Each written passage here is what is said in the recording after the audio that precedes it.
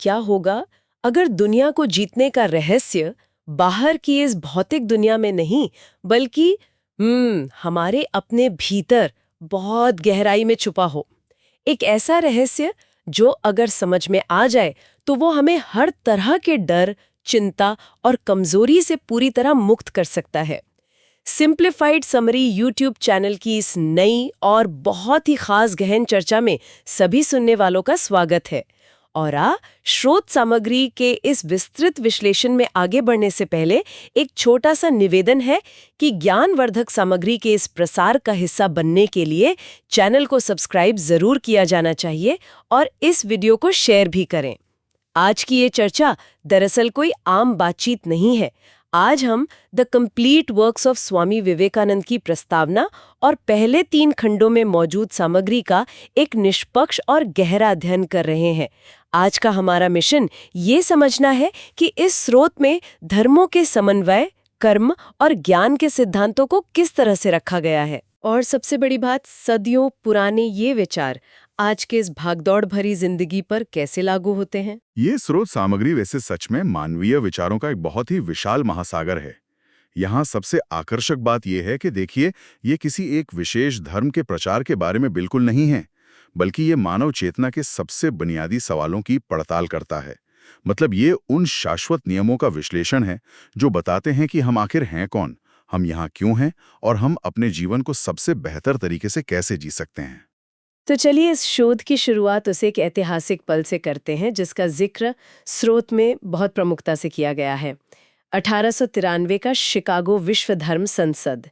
हम सभी ने कभी न कभी सुना है कि कैसे उन्होंने अमेरिका के भाइयों और बहनों कहकर पूरी दुनिया का ध्यान खींच लिया था। लेकिन इस आम से लगने वाले अभिवादन के पीछे का वास्तविक महत्व आखिर था क्या? मेरा मतलब है कि ये सिर्फ एक अच्छा भाषण तो नहीं हो सकता। बिल्कुल नहीं, ये सिर्फ एक भाषण नहीं था। अगर हम इसे व्यापक संदर्भ में देखें तो हमें उस समय के इतिहास को समझना होगा। 1893 का वो दौर विक्टोरियन युग था, जो अपनी बहुत ज्यादा औपचारिकता और कड़े सामाजिक नियमों के लिए जाना जाता था। उस संसद में जितने भी वक्ता आए थे, वो अपने भाषणों की शुरुआत बहुत ही कूटनीतिक तरीके से कर रहे थे, जैसे देवियों और सज्जनों या विद्वान प्रतिनिधियों। ऐसे सख्त माहौल में एक व्यक्ति का मंच पर आना और सामने बैठे हजारों अजनबियों को सीधे तौर पर अपना परिवार मान लेना, ये उस वक्त के हिसाब से एक बहुत ही क्रांतिकारी विचार था। हाँ, ये सच में उस दौर के हिसाब से बहुत अलग था। और यहीं पर स्रोत में एक और बहुत दिलचस्प बात सामने आती है। वहाँ सहिष्णुता यानी टॉलरेंस और सार्वभौमिक स्वीकृति यानी यूनिवर्सल एक्सेप्टेंस के बीच एक बहुत साफ अंतर बताया गया है।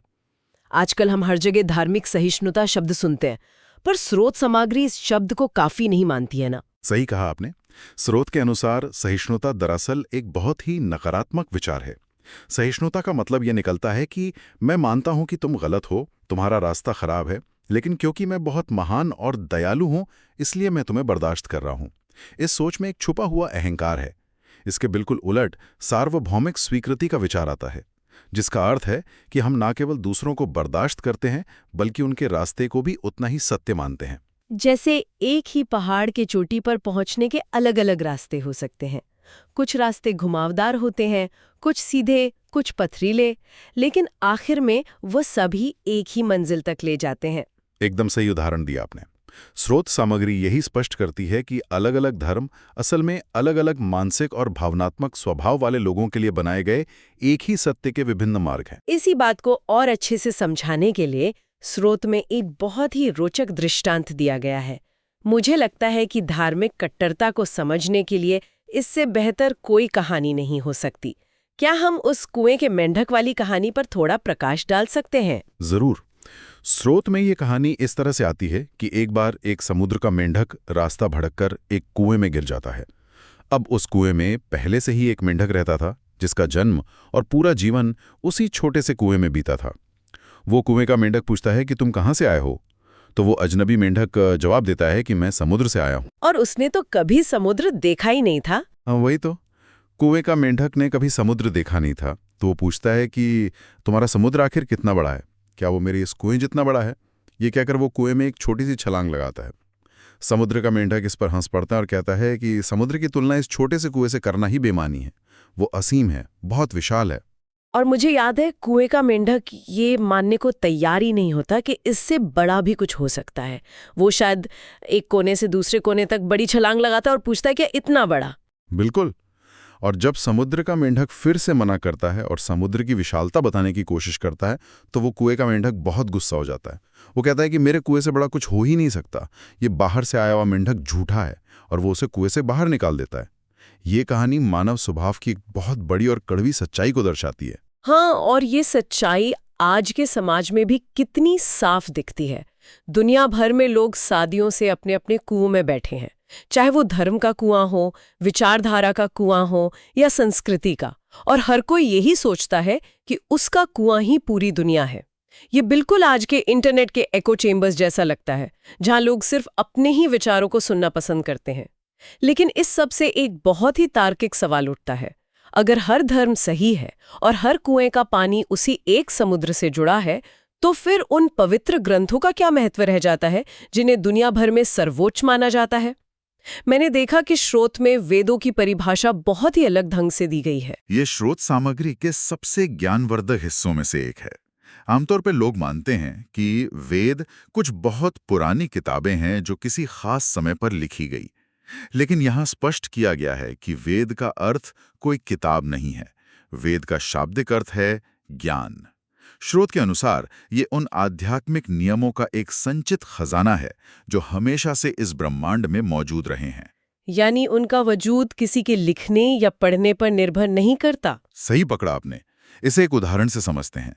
गुरुत्वाकर्षण का नियम तब भी मौजूद था जब न्यूटन ने उसकी खोज नहीं की थी, और अगर कल पूरी मानवता उस नियम को भूल जाए तब भी वो नियम अपना काम करता रहेगा। ठीक वैसे ही आत्मा और परमात्मा के बीच के संबंध या कर्म के नियम हमेशा से मौजूद हैं। ऋषियों ने इन नियमों का निर्माण नहीं किया, उन्होंने केवल अपनी गहरी समाधि में इन नियमों की खोज की है। ये एक बहुत ही शानदार तुलना है। ये विचार धर्म को किसी सीमित इतिहास या सिर्फ किताबी ज्ञान के दायरे से बाहर निकालकर एक सार्वभौमिक और शाश्वत विज्ञान बना देता है। लेकिन देखिए, ये सब दार्शनिक बातें सुनने में तो बहुत अद्भुत लगती हैं, पर असली चुनौती तो रोजमर्रा की आम जिंदगी में आती है। अगर कोई व्यक्ति आज के वक्त में एक कॉर्पोरेट नौकरी में है, सुबह से शाम तक काम के दबाव में है, तो वो इन बातों का आखिर क्या करे? तो इस सब का असल मतलब क्या है? यहीं पर स्रोत में स्वतंत्रता के विभिन्न मार्गों की चर्चा आती है, जैसे कर्मयोग, राजयोग और ज्ञान योग। कर्मयोग में निष्काम कर्म की बात की गई है, पर क्या आज की इस हाईली कॉम्पिटिटिव दुनिया में, जहां सबको प्रमोशन चाहिए, वहां बिना नतीजे की परवाह किए काम करना थोड़ा अव्यावहारिक नहीं लगता? ये आम लोगों में एक बहुत बड़ी भ्रांति है। कर्मयोग का मतलब महत्वाकांक्षा को खत्म करना या अपने काम में लापरवाही बरतना बिल्कुल नहीं है। कर्मयोग का मुख्य सिद्धांत यह है कि मनुष्य का अंतिम लक्ष्य सिर्फ भौतिक सुख पाना नहीं, बल्कि ज्ञान और आत्मा का विकास करना है। जब हम किसी काम को सिर्फ उसके नतीजे के लिए करते हैं, जैसे पैसे या तारीफ के लिए, तो हम लगातार तनाव और चिंता में रहते हैं। हाँ, जैसे दिमाग में चलता रहता है कि क्या मुझे प्रमोशन मिलेगा या बॉस क्या सोचेगा, और ये चिंता हमारी आधी ऊर्जा ऐसे ही सोख लेती है। बिल्कुल। कर्मयोग ये सिखाता है कि काम पूरे एकाग्रता और पूरी ताकत से किया जाना चाहिए, लेकिन उसके परिणाम को लेकर जो मानसिक तनाव है, हमें खुद को उससे मुक्त कर लेना चाहिए। दरअसल स्रोत में इस दुनिया को एक व्यायामशाला या जिम कहा गया है। ये उपमा पूरे कर्मयोग को बहुत अच्छे से समझाती है। वो जिम वाली तुलना मुझे भी बहुत पसंद आई थी। हम अक्सर सोचते हैं कि हम इस दुनिया पर कोई बड़ा उपकार कर रहे हैं अपना काम करके। वही अहंकार तो सबसे बड़ी समस्या है। कर्मयोग ये साफ करता है कि ये दुनिया हमारे बिना भी चलती रहेगी। असल में ये दुनिया हमारे नैतिक और आध्यात्मिक विकास के लिए सिर्फ एक जिम की तरह है। जब कोई व्यक्ति जिम जाता है, तो वो उन मशीनों का कोई उपकार नहीं करता, बल्कि उन मशीनों का इस्तेमाल करके अपनी खुद की मांसपेशियां मजबूत करता है। ठीक वैसे ही हम इस दुनिया में जो भी सेवा या काम करते हैं, उससे दुनिया का काम और हमारा खुद का आध्यात्मिक विकास ज्यादा होता है। क्या बात है। और इसी बात को और पुख्ता करने के लिए स्रोत सामग्री में एक बहुत ही चौंका देने वाली कहानी है।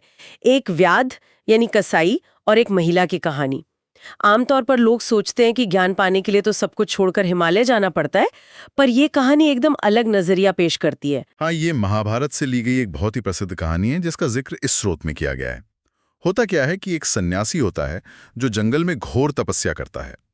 एक दिन वो पेड़ के नीचे बैठा होता है और एक कौवा और एक बगुला उस पर कुछ गंदगी गिरा देते हैं। सन्यासी को इस पर बहुत गुस्सा आता है और वो उन्हें अपनी क्रोधित नजरों से देखता है, जिससे वो दोनों पक्षी वहीं जलकर राख हो जाते हैं। बाप रे। और इसके बाद तो उस सन्यासी को अपनी शक्तियों पर बहुत घमंड हो गया होगा, है ना? बिल्कुल। उसे लगता है कि उसने बहुत बड़ा ज्ञान और ताकत पाली है। बाद में जब वो एक गांव में भिक्षा मांगने जाता है तो एक घर के बाहर आवाज लगाता है। अंदर से एक महिला आवाज देती है और उसे थोड़ा इंतजार करने को कहती है, क्योंकि वो उस वक्त अपने बीमार पति की सेवा कर रही थी। सन्यासी को इस बात पर क्रोध आ जाता है कि इस साधारण महिला की इतनी हिम्मत कि वो एक तपस्वी को इंतजार करवाए। लेकिन तभी वो महिला अंदर से ही कहती है कि देखो, यहाँ कोई कौवा या बगुला नहीं है जिसे तुम अपनी नजरों से जला सको। वो सन्यासी तो ये सुनकर पूरी तरह से हैरान रह गया होगा कि महिला को उस जंगल की घटना के बारे में कैसे पता चला। हैरान ही नहीं, वो उस महिला के पैरों में गिर पड़ता है और पूछता है कि उसे ये सब कैसे पता चला। महिला बहुत ही विनम्रता से बताती है कि वो कोई तपस्या नहीं करती, वो सिर्फ एक पत्नी और माँ के रूप में अपने रोजमर्रा के कर्तव्यों को पूरी निष्ठा और बिना किसी स्वार्थ के निभाती है। और सिर्फ अपने कर्म को इस तरह करने से ही उसे ये अंतर्ज्ञान मिला है। और इसके बाद वो महिला उस सन्यासी को आगे के ज्ञान के लिए एक व्यक्ति के पास भेजती है, यानी एक कसाई के पास। एक कसाई के पास? एक तपस्वी सन्यासी को ज्ञान लेने के लिए एक ऐसे कसाई के पास भेजा जाता है जो मांस काटता है। ये तो उस समय के समाज के लिए बहुत ही ज्यादा क्रांतिकारी विचार रहा होगा। आज भी लोग इसे आसानी से हजम नहीं कर पाएंगे। यही तो इस कहानी का सबसे सुंदर और महत्वपूर्ण हिस्सा है। जब सन्यासी उस कसाई के पास पहुंचता है तो देखता है कि वो मांस काट रहा है और बेच रहा है। सन्यासी मनी मन सोचता है कि ये पापी इंसान मुझे आखिर क्या सिखाएगा। लेकिन वो कसाई अपना काम खत्म करने के बाद पहले अपने बूढ़े माता पिता की सेवा करता है और फिर उस सन्यासी को बिठाकर वेदांत का सर्वोच्च ज्ञान देता है। मतलब काम छोटा या बड़ा नहीं होता। सही कहा। कसाई उस सन्यासी को समझाता है कि कोई भी काम अपने आप में पवित्र या अपवित्र नहीं होता। जिस काम को जो व्यक्ति पूरी लगन, अनासक्ति और कर्तव्य भाव से करता है, वही काम उसे ईश्वर तक पहुंचा सकता है। यही दरअसल कर्म योग का सबसे बड़ा रहस्य है। ये कहानी वाकई आंखें खोलने वाली है। अच्छा, इसके बाद स्रोत में राजयोग की चर्चा आती है, जिसे मन को नियंत्रित करने का विज्ञान कहा गया है। यहाँ अनुभव को सबसे बड़ा शिक्षक माना गया है। स्रोत में पुरुष और प्रकृति जैसे शब्दों का इस्तेमाल किया गया है, जो सुनने में आम लोगों को थोड़े जटिल लग सकते हैं। क्या हम इन्हें सरल भाषा में समझ सकते हैं? जरूर। देखिए, आमतौर पर जब हम प्रकृति यानी नेचर शब्द सुनते हैं तो हमारे दिमाग में पेड़, पहाड़ और नदियां आती हैं। लेकिन यहाँ राजयोग के दर्शन में प्रकृति का अर्थ वो सब कुछ है जो भौतिक है। इसमें न केवल बाहर की दुनिया आती है, बल्कि हमारा अपना शरीर, हमारा मन, हमारी बुद्धि, हमारे विचार और हमारा अहंकार भी शामिल है। ये सब कुछ प्रकृति का ही हिस्सा है। और दूसरी तरफ पुरुष का अर्थ है हमारी वास्तविक आत्मा, जो शुद्ध चेतना है और जो इस पूरे खेल में सिर्फ एक दृष्टा यानी ऑब्जर्वर है। अच्छा, तो मतलब हम जो सोच रहे हैं, हमारे जो विचार हैं, वो भी हम नहीं हैं, वो भी प्रकृति हैं। बिल्कुल सही समझे आप। राजयोग ये बताता है कि असली समस्या ये है कि वो असीम आत्मा इस मन और शरीर के जाल में उलझ गई है और भ्रम में आकर खुद को मन और शरीर ही समझने लगी है। राजयोग दरअसल उन तकनीकों और ध्यान का एक व्यवस्थित विज्ञान है, जिसके जरिए हम अपने मन को शांत करके ये अनुभव कर सकते हैं कि हम ये शरीर या मन नहीं है, बल्कि हम वो मुक्त चेतना है। ये ज्ञान सिर्फ किताबें पढ़ने से नहीं आता, इसके लिए प्रयोगशाला में उतरना पड़ता है।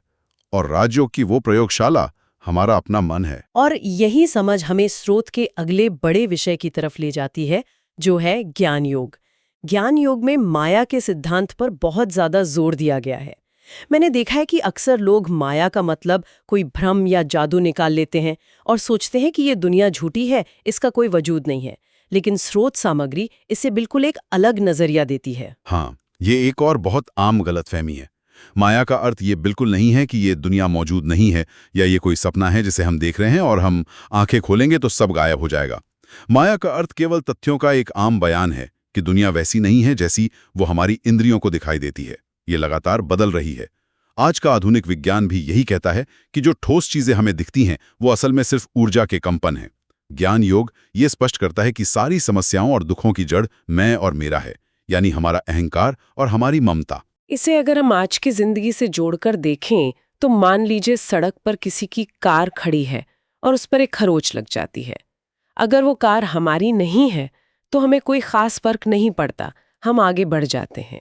लेकिन अगर वो कार हमारी अपनी है, जहां वो मेरा शब्द जुड़ गया, तो हमें तुरंत मानसिक दर्द होने लगता है, जबकि खरोच तो उस लोहे पर लगी है, पर दर्द हमारे मन में हो रहा है। ये बहुत ही सटीक उदाहरण है। ज्ञान योग के अनुसार हम एक ऐसी आत्मा है जो कभी नहीं मरती, जो कभी जन्म नहीं लेती। शरीर बदलता है पर चेतना नहीं। जब तक हम खुद को इस सीमित शरीर और मन से जोड़कर देखते रहेंगे और सांसारिक चीजों में मेरापन खोजते रहेंगे, तब तक हम दुखी ही रहेंगे। इस माया के पर्दे को हटाकर अपनी असली अनंत प्रकृति को पहचान लेना ही ज्ञान योग का सबसे बड़ा लक्ष्य है। लेकिन यहाँ एक बहुत ही स्वाभाविक सवाल उठता है जिसका जवाब हर कोई जानना चाहेगा। अगर हम असल में एक असीम आत्मा है और अगर हमारे भीतर ऐसी अनंत ऊर्जा है, तो हम अपनी रोजमर्रा की जिंदगी में इतना कमजोर क्यों महसूस करते हैं? हम अपने भविष्य को लेकर, नौकरी को लेकर या बीमारियों को लेकर हमेशा डरे हुए क्यों रहते हैं? इसी सवाल के जवाब में स्रोत सामग्री का सबसे शक्तिशाली और जरूरी विचार सामने आता है, जिसे व्यावहारिक वेदांत या प्रैक्टिकल वेदांता कहा गया है। स्वामी विवेकानंद का स्पष्ट मानना था कि वेदांत केवल सन्यासियों के लिए या जंगलों में छुपकर बैठने के लिए नहीं बना है। ये इस भौतिक दुनिया को नकारने या उससे भागने के बारे में नहीं है, बल्कि इस दुनिया को दैवत्व का रूप देने के बारे में। इसे अंग्रेजी में डीफिकेशन कहा गया है। इसका अर्थ है कि हर इंसान, हर जीव और हर कार्य में उस एक ही ईश्वर या चेतना को देखना। और इसी व्यवहारिक वेदांत में मजबूती या स्ट्रेंथ का संदेश सबसे प्रमुखता से उभर कर आता है। स्रोत में मैंने पढ़ा कि उपनिषदों के एक शब्द अभिष का बहुत बार उल्लेख किया गया है, जिसका अर्थ होता है निडर। बिल्कुल उनका तो यहाँ तक मानना था कि कमजोरी ही दुनिया का सबसे बड़ा पाप है। बिल्कुल। उनका कहना था कि हम सब दरअसल अपने ही विचारों से सम्मोहित हो गए हैं, हिप्नोटाइज हो गए हैं।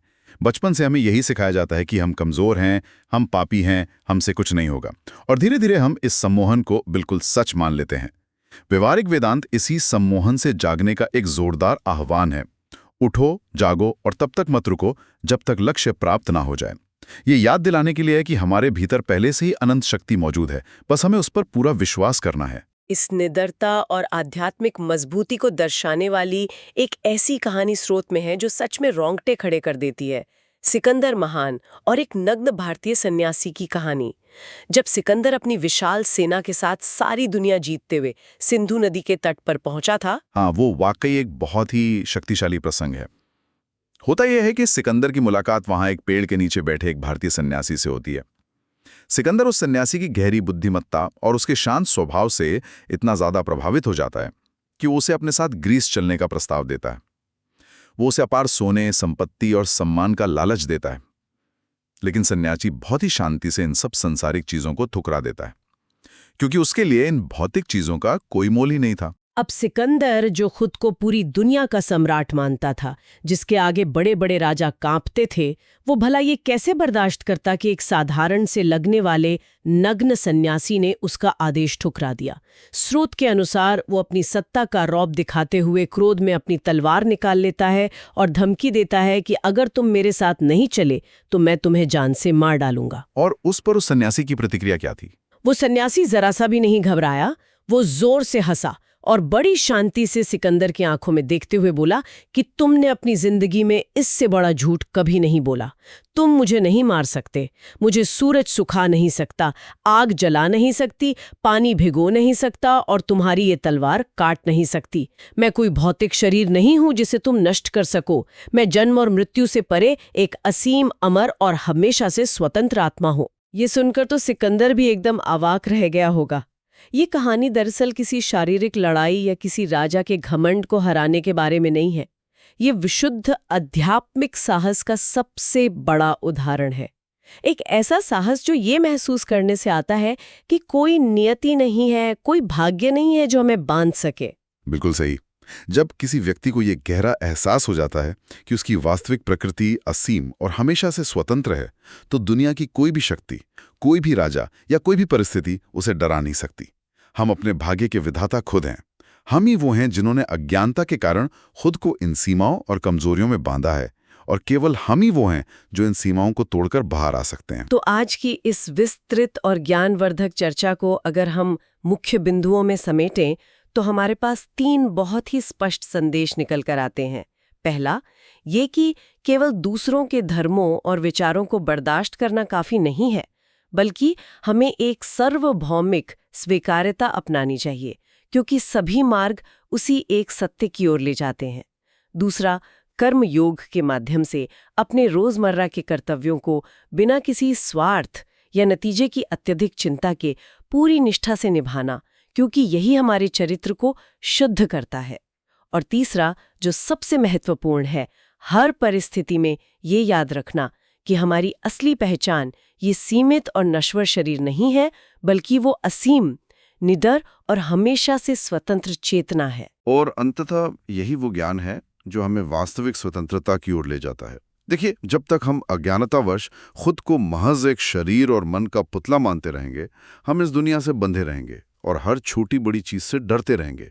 लेकिन जैसे ही हम माया के इस पर्दे को हटाकर खुद को उस शुद्ध आत्मा के रूप में पहचान लेते हैं, तो हम हर तरह के भय और चिंता से हमेशा के लिए मुक्त हो जाते हैं। इस गहन चर्चा को समाप्त करने से पहले एक बहुत ही नया और गहरा विचार मन में आता है, जिस पर सुनने वालों को जरूर ध्यान देना चाहिए।